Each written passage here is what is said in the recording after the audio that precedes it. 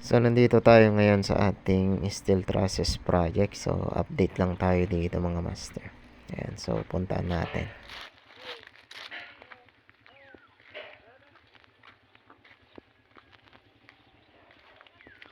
Ayan, kung makikita nyo, patapos na yung ating ginagawa rito.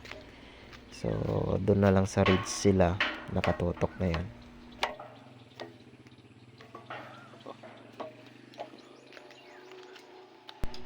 Ayan, so doon sila sa ridge. So, silipin natin doon sa likod kung natapos na nila. Ah? 5 mil.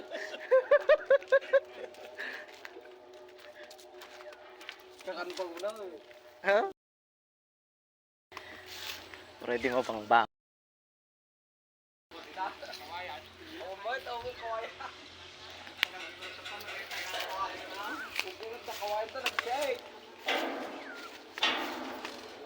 Ay, ura nga mabangbangon. Baamo.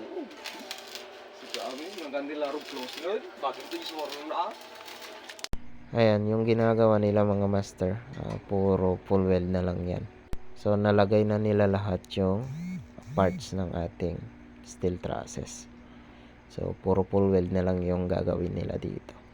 So, eto mga master, practice pa lang natin to pero natututo na rin. Kaya, pagka nakita na natin pwede na, ay tataas na rin natin yung rate nila.